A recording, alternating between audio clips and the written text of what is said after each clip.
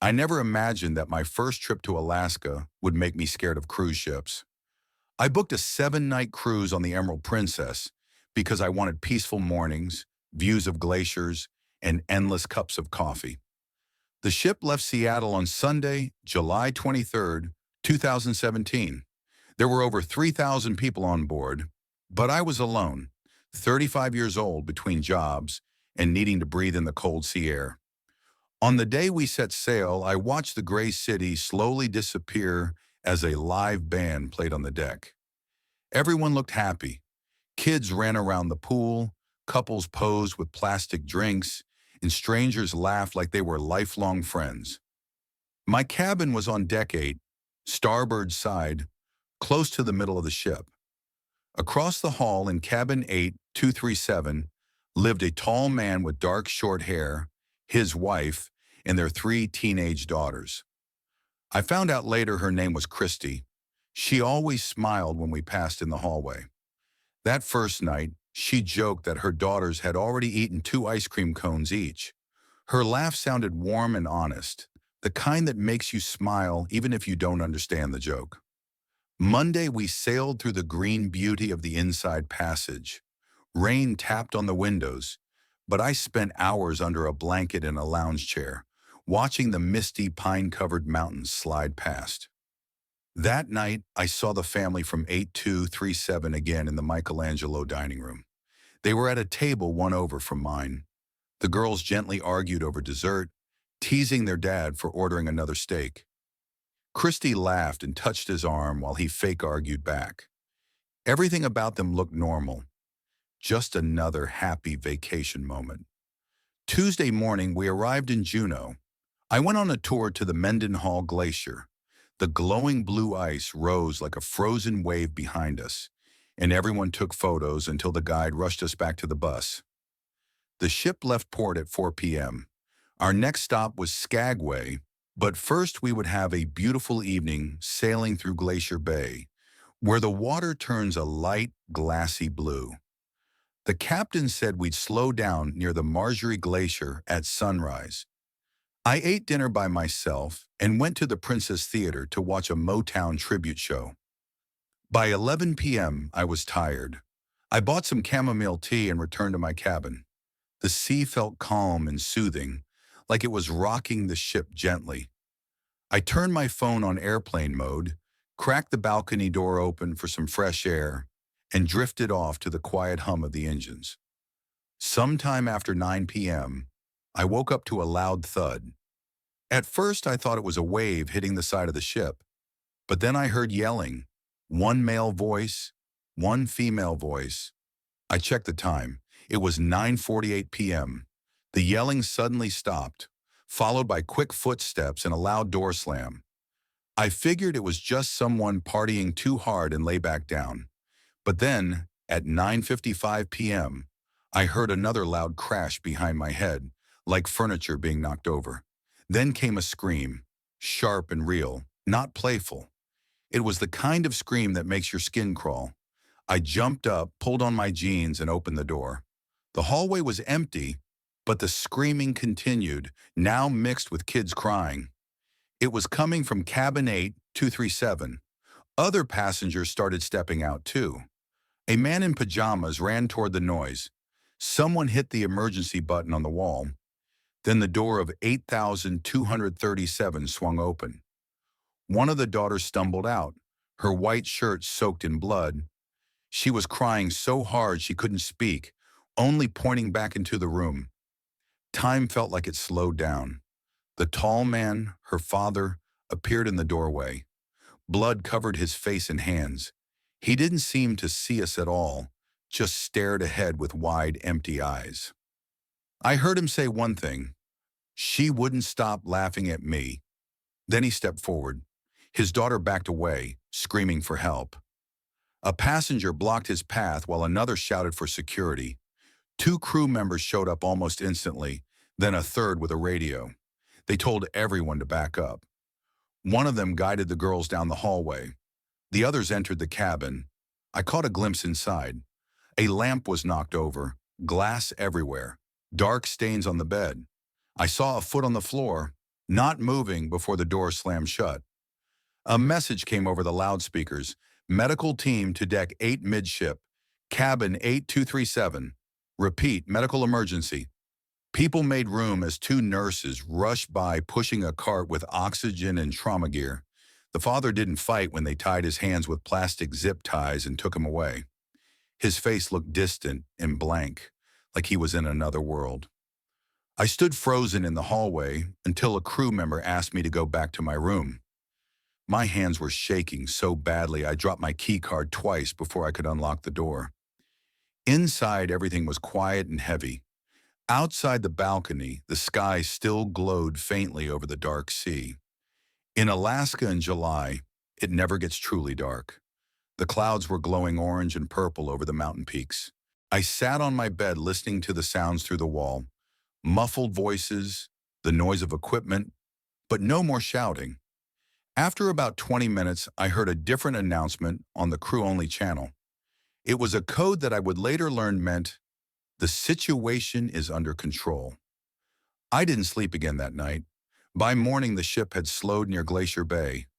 Mountains rose on both sides, their tops still snowy in midsummer. Light rain fell, making little dots on my balcony door. The ship's naturalist gave her usual talk over the intercom about sea lions and cracking ice. But every passenger I saw looked stunned, whispering about what had happened. Theories spread like wildfire. Some said it was over money. Others thought it was a random attack or a love triangle. Only a few people knew the real story. Around 8 a.m., the captain made a formal announcement.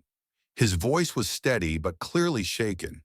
He said a serious event had taken place the night before, and the FBI and Coast Guard had been notified. They would board the ship in Juneau to investigate. He asked for privacy and cooperation out of respect for the family. Everywhere became quiet.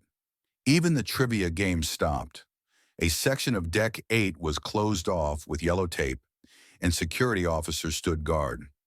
I went to breakfast but could barely eat.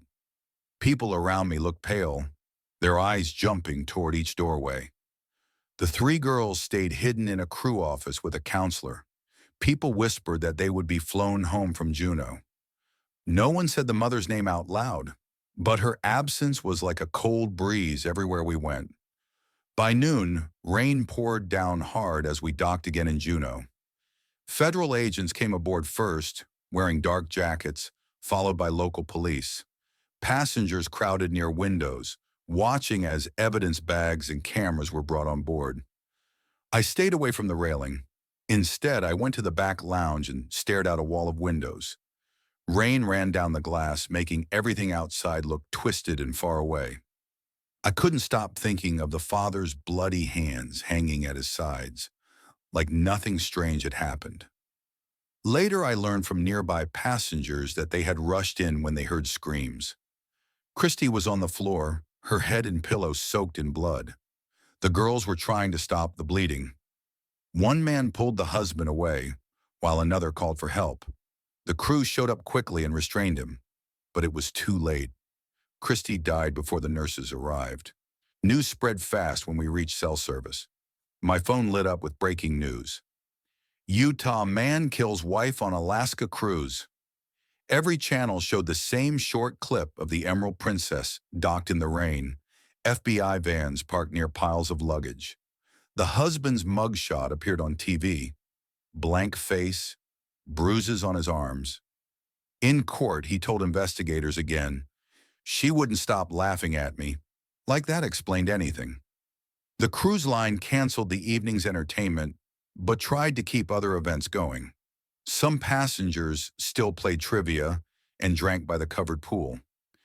But everywhere on the ship, it felt like we were all holding our breath. I ordered tea and listened to the piano in the plaza. 2 officers nearby talked quietly.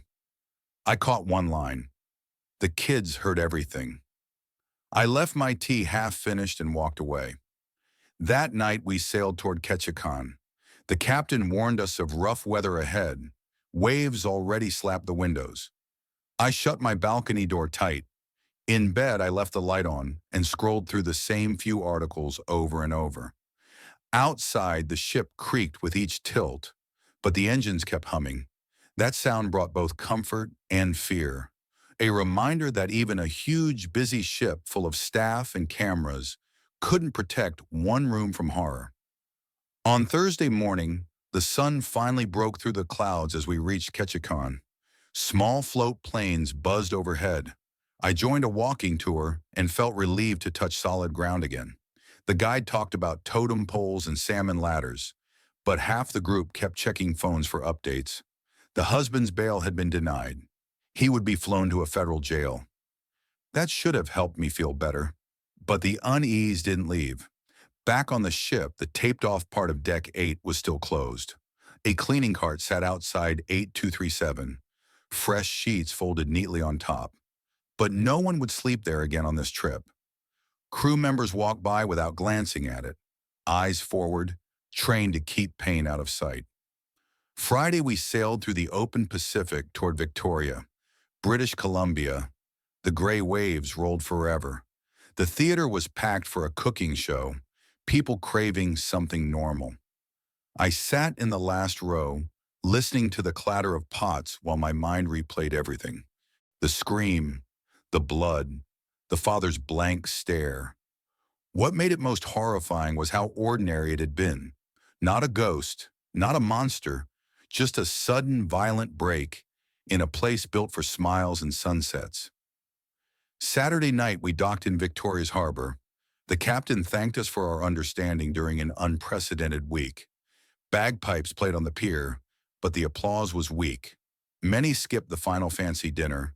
Those who went wore black, like they were attending a funeral no one dared name.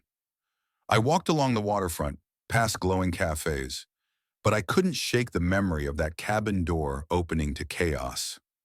Around midnight, the ship's horn blew one last time, and we started the final overnight journey to Seattle. I stood on the top deck, the wind freezing my cheeks, watching the city lights shrink into darkness. Below me, thousands of people slept inside a steel shell, trusting thin walls and the kindness of strangers. I felt that trust like something delicate in my hands. On Sunday morning, we docked at Pier 9 in Seattle. Gray clouds hung over the city. Passengers walked off with their bags, souvenirs, and leftover sunscreen. Reporters waited beyond the fence, cameras ready. I walked past them, pulling my small suitcase, trying not to look into the cameras. That afternoon, back in my apartment, I slowly unpacked. My balcony faced east, and for the first time, I realized how quiet my street was compared to the constant noise of the ship. Still, I couldn't relax. A few days later, the news gave more information. The wife had died from blunt force injuries. The daughters told police their parents had been fighting over the father's drinking. Friends asked me if I'd ever go on a cruise again. I said maybe, but inside I already knew the answer was no, at least not for a long time. When I think of Alaska now, I don't picture glaciers or peaceful views. I see gray water falling under light rain, glowing with reflections from the ship. I remember that all the cabin walls looked the same. Whether people inside were laughing or screaming, most people returned from vacation with photos of whales and ice and seafood dinners. I came back with something else, a story I didn't ask for, a reminder that danger can be right next to you on a sunny afternoon. It can be standing in plain sight until the moment it walks through a door that wasn't locked. Even now, if I hear a loud noise at night, maybe a neighbor dropping something or a car door slamming, I feel my heart speed up. I can taste that cold metal feeling from the hallway on Deck 8 again. I see the red on a white shirt and hands lifted in surrender, and I understand just how quickly a safe place can become something else entirely. Before we get into the next story, if you're new to this channel, please don't forget to subscribe and turn on the bell icon so you can keep up with more scary stories like this one. Your support really helps, so feel free to share these stories with friends and family. Thanks. Music. We left from Port Canaveral on the first Sunday in March 2002. The air felt like early spring, still cool but warm enough to know that winter was ending.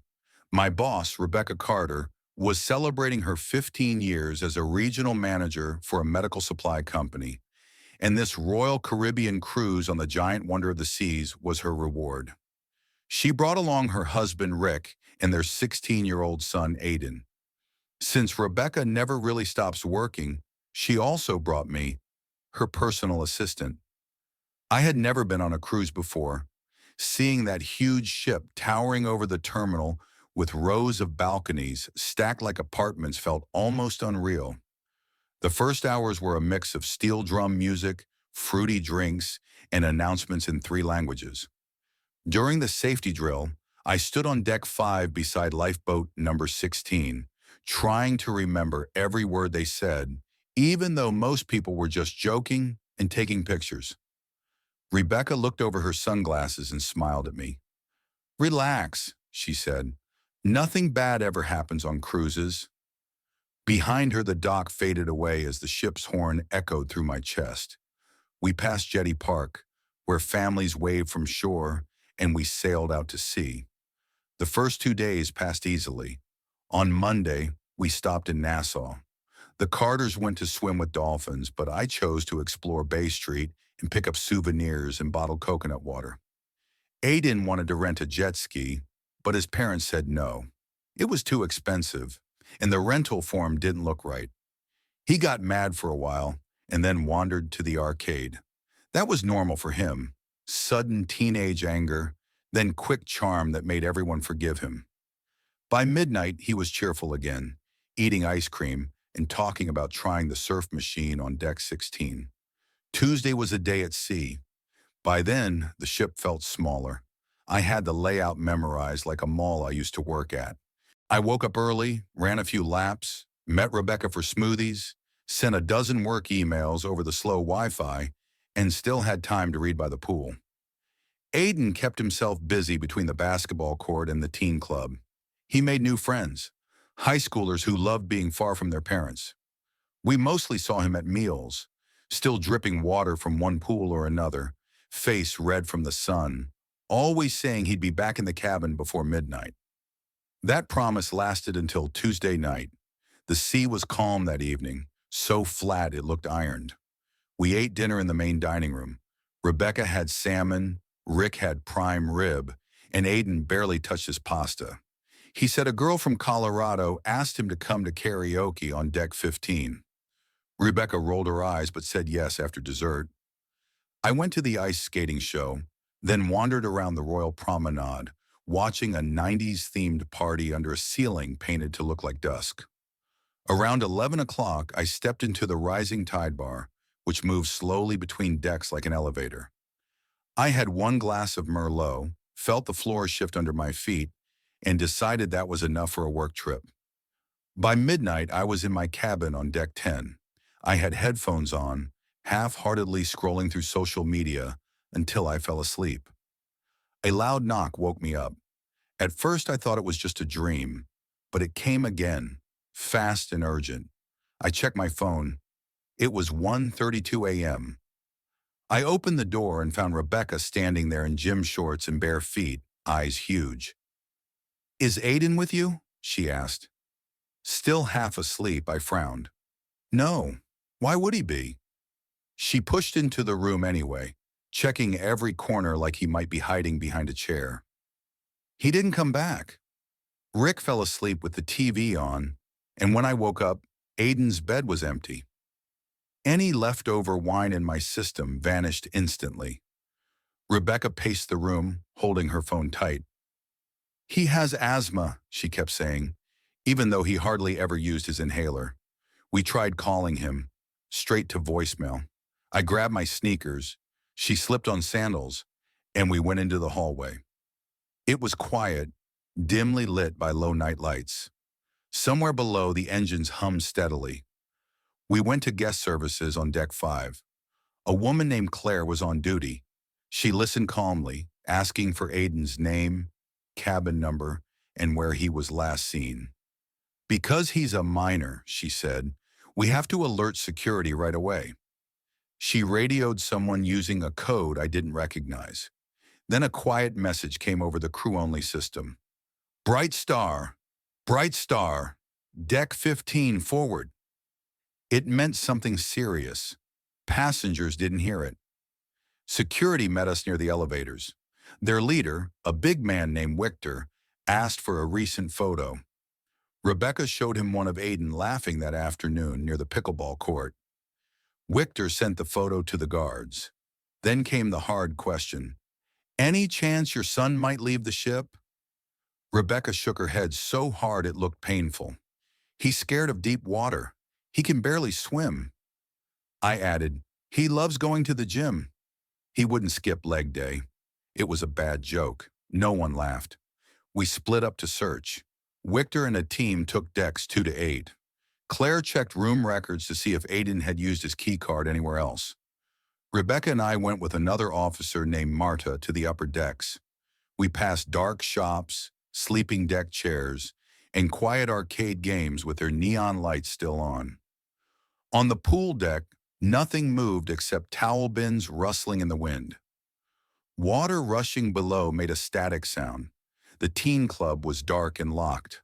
A door sensor showed the last exit at 12:07 a.m. The nearby sports bar was almost empty. Only a bartender cleaning up while a basketball game played on a loop. He said he hadn't seen any kid in a blue NASA hoodie, which Aiden had been wearing. We checked the running track, the mini golf area, and even the corners where smokers usually hung out. Still nothing. Rebecca started breathing heavily, whispering, he could be anywhere. Anywhere. I knew what she was picturing. Falling overboard, hitting the railing, vanishing into the ocean. It's happened before. The sea doesn't give back its secrets. At 2:15 a.m., security checked in again. Still nothing. Victor said they were moving to Phase 2, which meant a full search of every public area and crew hallway. Claire asked us to wait near the pool deck in case Aiden came back. We stood by the covered bar, the wind tugging at our clothes. The sky was pitch black, no moon, just a few stars trying to shine through the ship's lights. 20 minutes later, Marta spoke sharply on the radio. I have a possible match. Deck 16, forward, starboard side. Rebecca took off running before anyone could stop her. I ran after her, past the flow rider and a stack of lounge chairs, toward the front of the ship. Up there, the lights were faint and shadows stretched across the deck. Sea spray blew into our faces. Aiden stood near the observation rail, where people took titanic photos during the day. He was frozen still, hands in his hoodie pockets, shoulders tight. Next to him stood a tall man dressed entirely in black. Black jeans, black jacket, black baseball cap pulled low. The wind pressed the clothes to his thin body. Rebecca called Aiden's name, her voice breaking. He jumped like he'd just woken up. The man in black turned slightly. I saw pale skin and dark stubble. No name tag, no logo, just a black shadow where his eyes should have been. We ran forward, but the man didn't rush. He turned toward the stairwell that led to deck 15.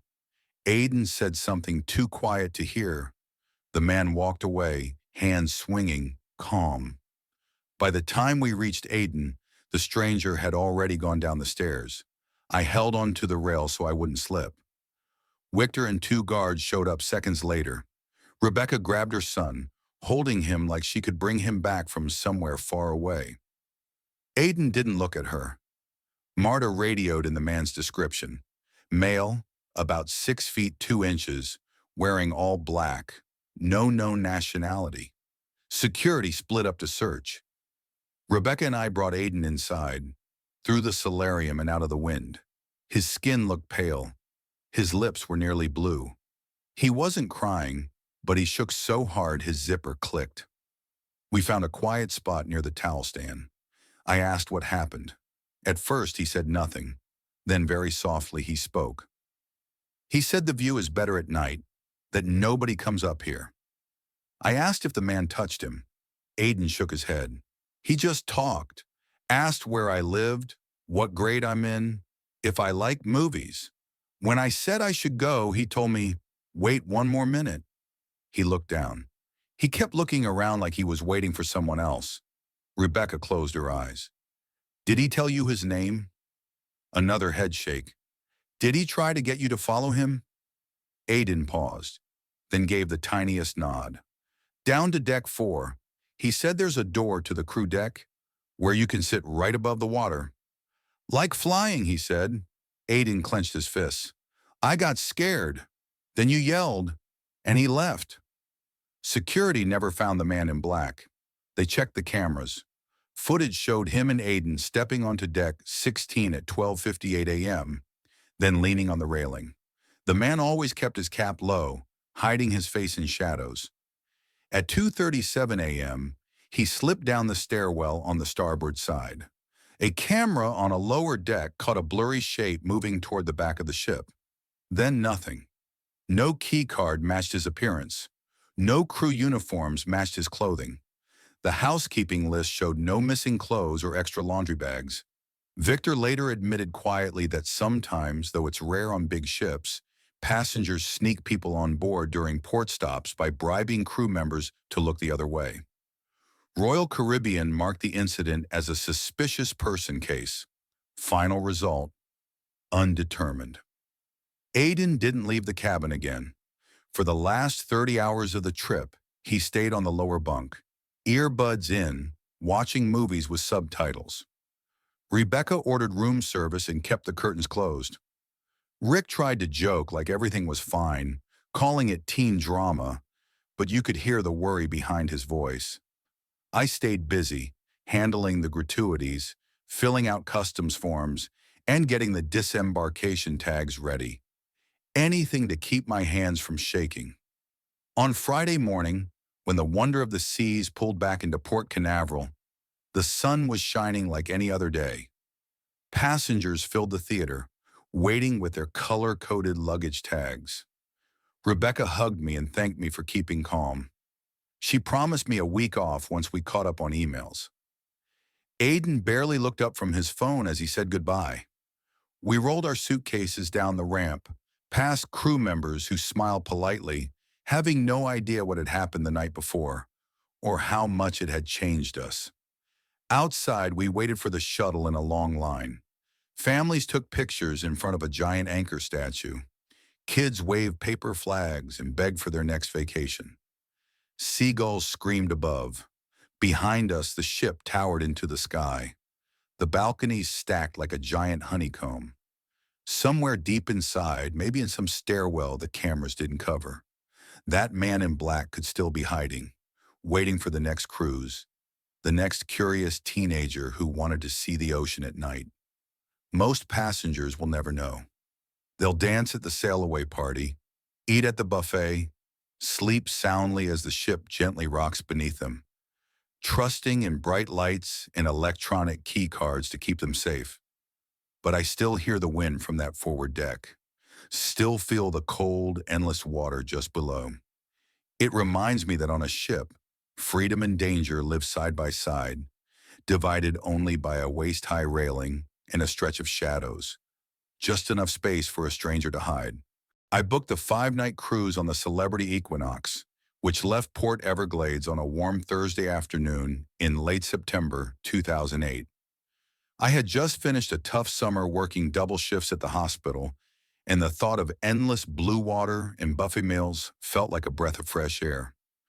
That first afternoon on board was the usual blur: safety drills, frozen drinks, and the loud roar of the ship's engines pushing us away from the Florida coast. By sunset, we were already past Key West. I could see the island lights fading from our starboard side. I went to bed early, determined to enjoy every moment of the next 4 days. But across the hall, the casino goers were only getting started. Friday was sunny and peaceful. We were at sea heading toward Cozumel, with nothing but deep blue water all around. After breakfast, I walked up to deck 14, the solarium level. 2 hot tubs steamed beneath a glass roof. Even with over 3,000 people on board, it felt oddly quiet that mid-morning. The hot tubs were half full of guests soaking in silence. I dipped my hand into one.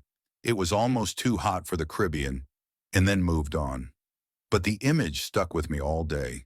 Strangers sitting silently in identical swimsuits, eyes hidden behind sunglasses, floating like mannequins on display. Late that night, long after most people had gone to bed, I couldn't sleep. I decided to walk to the Ocean View Cafe on deck 14 to grab a coffee, good for insomniacs, I'd heard, and maybe walk off the tiramisu I regretted eating. The atrium was quiet except for the soft hum of air vents. Near the back stairwell, I saw a crew member pushing a mop bucket toward the pool doors. He wore a white housekeeping jumpsuit, and his name tag said Luis. I held the door open for him, and he thanked me with a soft voice, Spanish accent, and kind smile. We chatted a little over the faint smell of cleaning fluid and the sound of water splashing nearby. The stars looked painted onto the black sky, and in that moment, surrounded by water and darkness, talking to a stranger felt surprisingly personal. I asked how long he'd been working on ships. 7 contracts, he said, nearly 7 years with only short visits home to Honduras. He kept mopping in slow, steady circles around the lounge chairs. I mentioned how the hot tubs always seemed busy, even at night. Luis paused, leaning on the mop like he was deciding whether to share something. Then he asked if I wanted to hear something unsettling. The way he said unsettling sounded like a dare, and maybe I was just bored, but I said yes. Luis looked around, even though no one else was nearby, and spoke quietly. 2 cruises ago, he began. First night out of port, a man died in the starboard hot tub. His tone was calm, not dramatic. Cardiac arrest, he explained. That's what the doctor wrote later. But for hours, nobody noticed. The Equinox was following the same route back in April 2008. Just 2 hours after leaving Fort Lauderdale, a middle-aged man traveling with his wife and teenage son left the welcome show early and went to relax in the hot tub alone. Security cameras showed him entering the water at 9:47 p.m. He leaned back against the edge and didn't move again.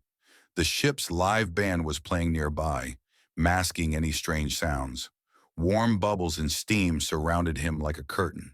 His sunglasses stayed on, and his head rested peacefully. His arms floated at his sides.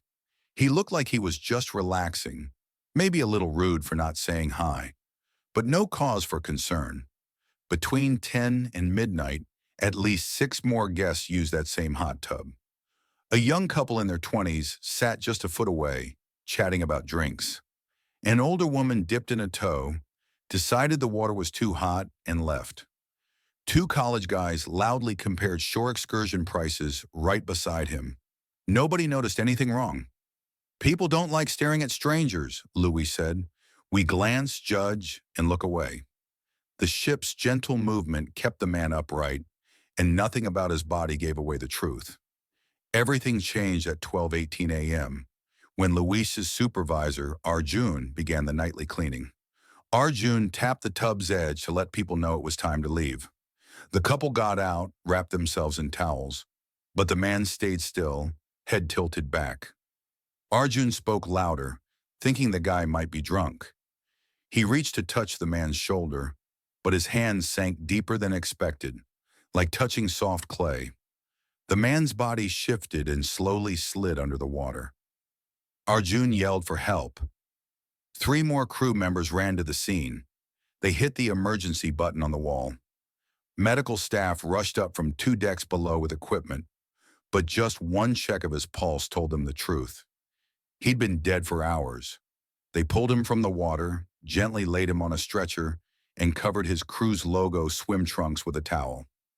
The ship's doctor officially declared his death at 12:24 a.m. There's a clear routine for deaths on ships. The Equinox has a small cold storage room on deck 3, labeled guest services, bereavement. It's the ship's morgue. Louis said he'd only seen it twice. They took the body there using crew-only corridors and elevators locked to staff key cards. The man's wife and son were woken in their room by the captain and a doctor. Their crying echoed down the hallway, but no other guest heard a thing. The cruise carried on like normal. The steel drum band played again the next morning. The buffet rolled out breakfast. Pool games and trivia contests went on as usual. The cruise line gave the family free drinks and made quiet plans to fly them home from Cozumel. Almost no one else knew what had happened. Luis told me all this in a calm voice, like reading a safety announcement. When he stopped talking, the only sound was the hiss of hot tub jets and the soft creak of deck chairs. I looked down and realized my coffee had gone cold. I pictured myself underwater in that same tub, just feet away from laughing strangers, completely unseen. I mumbled a thank you to Luis, not sure why, and walked to the buffet for a fresh cup. The lights there seemed too bright. The metal surfaces felt too shiny. That night I didn't sleep well. My cabin was on deck 8, near the middle of the ship, where it's supposed to be the most stable. But the bed rose and fell like it remembered the waves. After 3 a.m., I got up and slid the balcony door open. The air smelled like salt and engine smoke.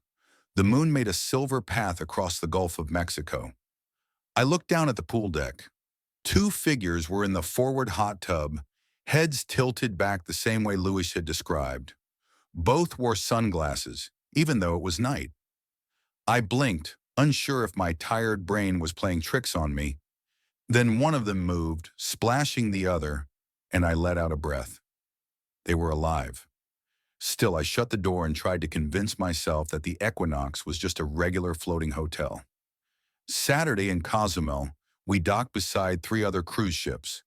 Tourists poured onto the pier like a parade.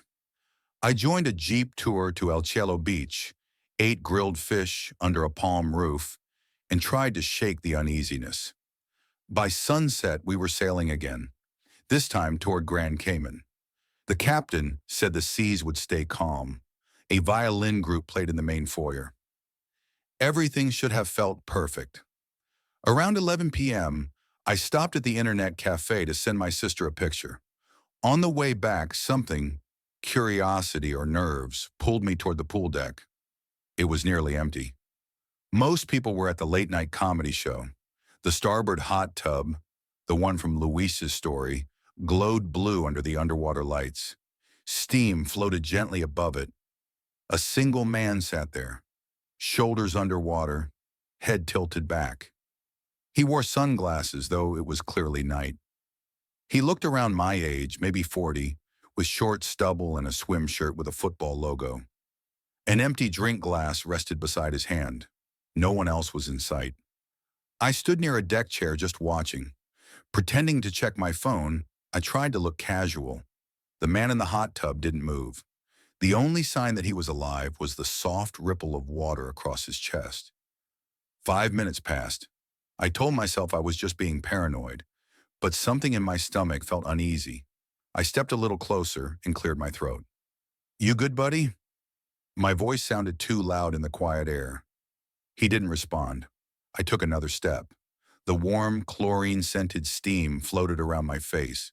I looked closely at his chest. It was rising, just barely. He was breathing, but it was slow and shallow. Probably drunk, I thought. Or maybe something worse. I'd worked 2 years as an ER nurse. I knew the way some people slump when their body is starting to give out. I tapped his knee. "Hey, man, you okay? Need medical?" His head rolled slightly and his mouth opened a little, but no words came out. Another gentle wave moved the ship, shifting the hot tub water. His shoulder drooped, and I reached out, grabbing him with both hands to hold him upright. His skin felt warm and sweaty. I checked for a pulse in his neck, weak but there. I pressed the red emergency button on the wall. There were no sirens, just a quiet, flashing light on a staff panel. Within a minute, 2 security guards came running up the stairs, followed by a medic in a white polo shirt carrying an orange medical bag. They grabbed the man under his arms and lifted him out of the water, streams pouring down onto the deck. One of the officers asked if I'd seen him drinking. I said no, just told them what I knew. They laid him on a towel, checked his oxygen with a small finger monitor, and started giving him air through a pocket mask. The medic stayed calm, clearly experienced. After confirming he had a weak but steady pulse, They strapped him to a stretcher and rushed him toward the elevator. That's when I noticed Luis. He was standing by the rail, still holding his mop. Our eyes met. He gave me a small nod, like a teacher watching a student finally figure something out. The hot tub kept running, empty now, foam swirling around the drain. I caught a faint smell of bleach mixed with the night air, and something in me shivered. Not a dramatic movie-style chill, just a small, sharp moment of realization. Reality pulled tight, like a string snapping into place.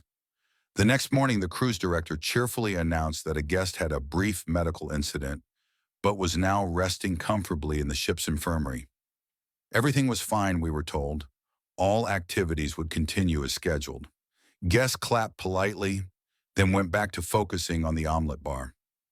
I thought about the man who had died in April, the one from Luis's story.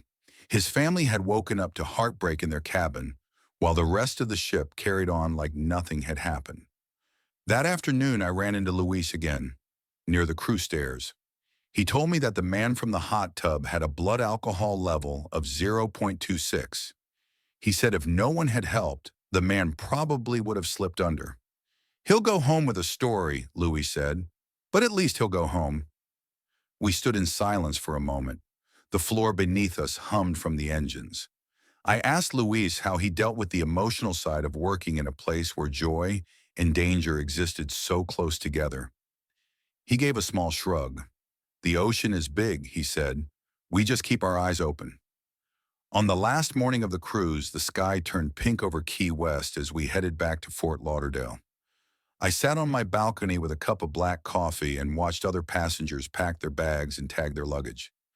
Somewhere below, on deck 3, the morgue sat cold and quiet, unused on this trip.